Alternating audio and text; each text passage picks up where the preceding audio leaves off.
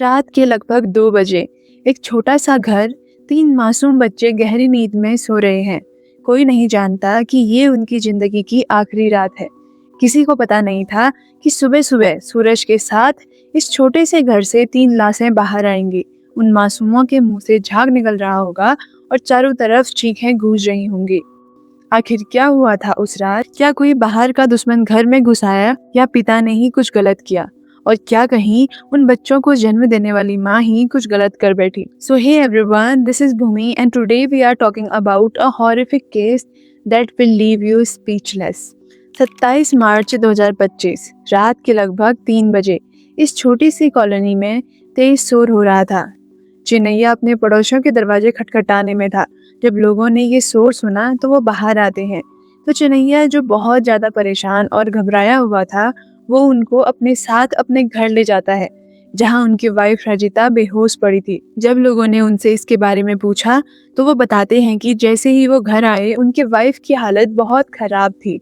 रजिता चिनैया को बताती है कि उन्होंने रात को पेरूगन्नम खाया और तब से ही उनका पेट बहुत ज्यादा दर्द कर रहा है और अब वो बेहोश हो गई हैं। लोगों को ये मामला फूड पॉइजनिंग का लगा तो पड़ोस के लोग रजिता को फौरन हॉस्पिटल पहुंचाते हैं। अब चिनैया अंदर कमरे में अपने बच्चों के पास जाता है तो क्या देखता है? वो लोग अपने बेड में एकदम सन्न पड़े हुए थे। चिनैया बहुत ही ज्यादा परेशान हो जाता है तो वो जल्दी अपने पड़ोसियों को बुलाता है। वे उनको हिलाते रुलाते हैं बट वो बच्चे बिल्कुल भी हलचल नहीं कर रहे थे। नब्ज चेक करने पर पता चलता है कि उनमें अब जान नहीं बची है। ये देखते ही चिनैया की तो जैसे जिंदगी ही उजड़ गई। वाइफ हॉस्पिटल में थी और बच्चे बेजान उस बिस्तर में पड़े हुए थे। पड़ोसी जब ये सब देखते हैं तो वो जल्द से जल्द पुलिस को फोन करते हैं। चिनैया का तो रो रो कर बुरा हाल था, क्योंकि बस एक ही रात में उसकी पूरी फैमिली उजड़ गई थी। बच्चों को हॉस्पिटल पहुंचाया जाता है, जहां उन्हें डेड डिक्लेयर कर दिया जाता है। चिनैया के अपने बच्चों को खो देने के बाद पुलिस के लिए इस पूरे इंसिडेंट के पीछे का सच जानना बहुत ही जरूरी हो गया था। इसी वजह से पुलिस चिनैया को अपने साथ पुलिस स्टेशन ले आई और उससे गहरी पूछताछ करना शुरू कर देती है। पूछताछ के दौरान चिनैया ने पुलिस को बताया कि वो पेशे से एक प्राइवेट कंपनी में वाटर टैंकर ड्राइवर है। रोज की तरह उस रात भी करीब 10 बजे वो काम पर निकला था। उसे वाटर टैंकर को संगरेड्डी से हैदराबाद के चंदन नगर ले जाना था, जिसके लिए उसे रात करीब 9 बजे कंपनी से कॉल आ चुकी थी। चिनैया के मुताबिक जब वो रात के 3 बजे घर लौटा तो उसकी पत्नी रजिता दर्द से तड़पते हुए दरवाजा खोल रही थी।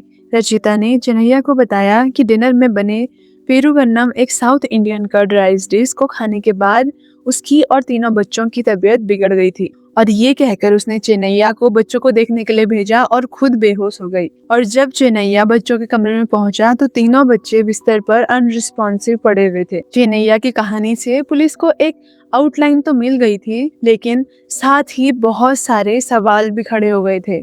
पुलिस उससे पूछती है कि आखिर उसने खुद कुछ क्यों नहीं खाया, जबकि वो ही डिनर तो उसने भी खुद किया होगा। और दूसरा सवाल ये था कि उसे घर लौटने में पूरे 5 घंटे कैसे लग गए, जबकि उस रात उसे सिर्फ वाटर टैंकर को संगरेड्डी से चंदन नगर पहुंचाना था, एक ऐसा रूट जिसे आने जाने में कुल मिलाकर करीब 2 से 2.5 घंटे लगते हैं। इन सवालों के जवाब में चिनैया ने पुलिस को बताया कि वो उस रात खाना पैक करके ले गया था। ऊपर से उस रूट पर उस दिन ट्रैफिक भी काफी ज्यादा था और जाम में फंसे रहने की वजह से उसे जरूरत से कहीं ज्यादा वक्त लग गया। 3 मौतें, एक अस्पताल में भर्ती और एक बिल्कुल सुरक्षित। ऐसी हालत में पुलिस का शक उसी एक सही सलामत इंसान पर टिकेगा। कुछ ही घंटों में तीनों बच्चों की पोस्टमार्टम रिपोर्ट ने इस पूरे केस की दिशा ही बदल दी। रिपोर्ट में साफ साफ था कि तीनों बच्चों की मौत गला घोटने यानी कि स्ट्रैंगुलेशन से हुई थी। जो मामला फूड पॉइजनिंग का लग रहा था वो असल में एक मर्डर केस था। 3 हत्याएं और एक जिंदगी तो अभी भी खतरे में है। तेलंगाना पुलिस को जल्द ही मोटिव और स्ट्रॉन्ग एविडेंस मिल गए। जैसे जैसे कड़ियां जुड़ती रही, एक ऐसा सच सामने आया जिसने पूरे देश को हिला दिया। चिनैया की वाइफ रचिता को पेनिसिया मेरिडन हॉस्पिटल ले जाया गया, जहां पर उसकी हालत बहुत ज्यादा नाजुक थी और तुरंत ही उसे आईसीयू में एडमिट किया गया। शुरुआती तौर पर फूड पॉइजनिंग मानते हुए डॉक्टर्स ने उसका स्टमक वॉश किया और ब्लड यूरिन के सैंपल लिए।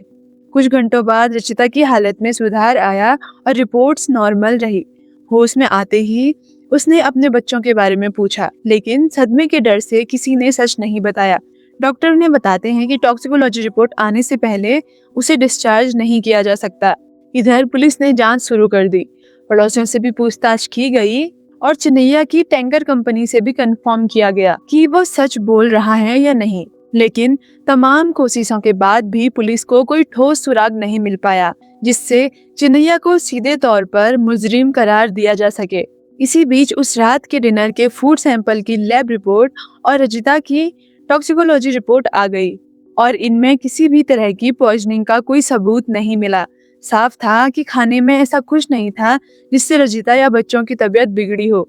अब पुलिस के सामने सबसे बड़ा सवाल यही था कि आखिर उस रात तीनों बच्चों और रजिता के साथ क्या हुआ था और इसके पीछे कौन था। जांच के दौरान पुलिस ने चिन्नैया के घर के सभी मोबाइल नंबरों की CDR निकलवाई और एक ऐसा नंबर सामने आया जिससे बीते 6 महीनों में सबसे ज्यादा कॉल और मैसेज हुए थे। खास बात ये थी कि 27 मार्च की शाम करीब 6 बजे उसी नंबर पर बात हुई थी।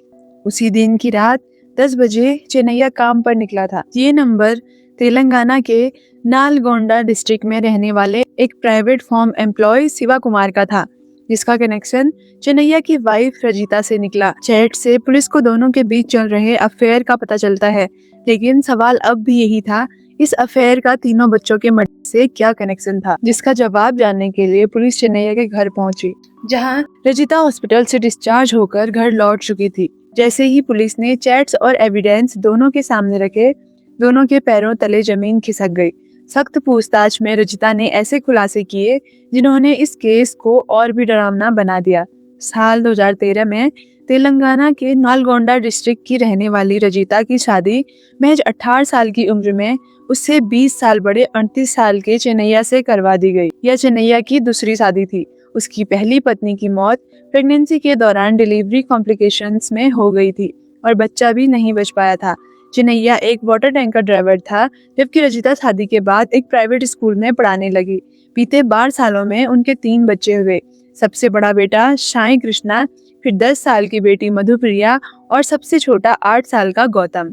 ऊपर से देखने पर उनकी जिंदगी एकदम नॉर्मल लगती थी। चिन्नैया अपनी पत्नी रजिता से बेहद प्यार करता था और हर तरह से उसका ख्याल रखता था, लेकिन रजिता के मन में 20 साल के एज गैप की टीस हमेशा बनी रहती थी। स्कूल, मोहल्ले और रिश्तेदारों के बीच वो अपने पति की तुलना अपने कलीग्स, अपने दोस्तों के पतियों से करने लगी थी। चिन्नैया उससे प्यार करता था, लेकिन रजिता शादी के इतने सालों बाद भी उससे इमोशनली और फिजिकली जुड़ाव महसूस नहीं कर पाती थी। कम उम्र में शादी और माँ बन जाना उसे अंदर से ही तोड़ता रहा।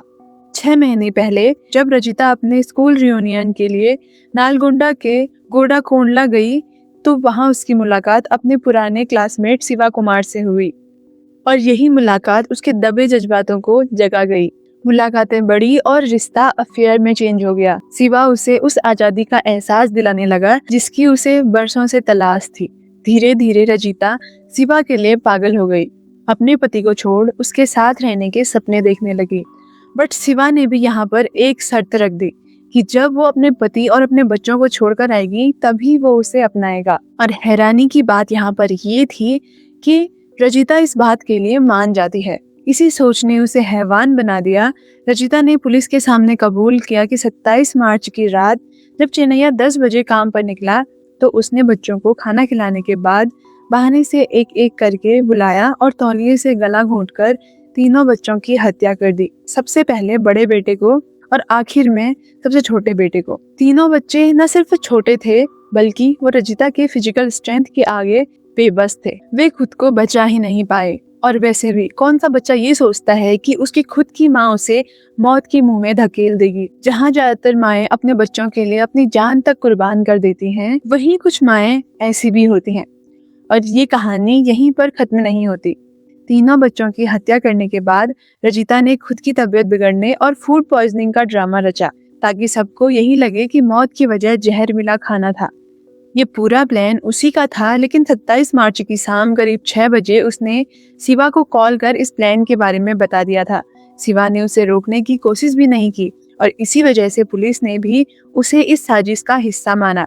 पुलिस ने रजिता से वही सवाल पूछे जो हर किसी के मन में थे, कि आखिर उसने डिवोर्स क्यों नहीं ले लिया, इस हद तक जाने की उसे क्या जरूरत पड़ी थी। बट रचिता का जवाब इससे भी ज्यादा डरावना था। उसने कहा कि हमारे देश में डिवोर्स ना सिर्फ कॉम्प्लेक्स है बल्कि बहुत ज्यादा लंबा टाइम लेने वाला भी है, और इतना सब्र उसके पास नहीं था। लेकिन सच तो ये था कि एक पति और एक पिता होने के नाते चिन्नैया ने जो खोया उसकी भरपाई कभी नहीं हो सकती है।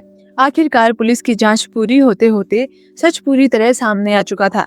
रजिता ने अपने तीनों बच्चों की हत्या की बात कबूल कर ली और मोबाइल कॉल डिटेल्स और चैट से ये सब साबित हो गया कि उसका प्रेमी शिवा कुमार इस साजिश के बारे में पहले से जानता था। तीनों बच्चों की पोस्टमार्टम रिपोर्ट, स्ट्रैंगुलेशन की पुष्टि, फूड पॉइजनिंग की झूठी कहानी और कॉल रिकॉर्ड्स, इन सब के आधार पर पुलिस ने रजिता को 3 बच्चों की हत्या के आरोप में गिरफ्तार किया। वहीं शिवा कुमार को भी क्रिमिनल कॉन्स्पिरेसी और हत्या में सहयोग के आरोप में अरेस्ट किया गया। दोनों को कोर्ट में पेश किया गया, जहां जज ने मामले की गंभीरता को देखते हुए उन्हें जुडिशियल कस्टडी में भेज दिया। इसी वजह से पुलिस ने इस केस को रेयरेस्ट ऑफ रेयर की कैटेगरी में रखा। अभी उनकी उम्र कैद या मौत की सजा ऐलान नहीं हुई है, पर जल्द से जल्द उन्हें सजा मिल जाएगी। और आई होप कि चिन्नैया और उसके 3 बच्चों को यहाँ पर इंसाफ मिले। और आज के लिए ये वीडियो यहीं पर खत्म होती है। अगर आपको वीडियो अच्छी लगे तो वीडियो को लाइक कर देना और चैनल को भी सब्सक्राइब कर देना। और इस केस के बारे में आपके दिमाग में जो कोई भी सवाल है उसे कमेंट सेक्शन में जरूर बताना।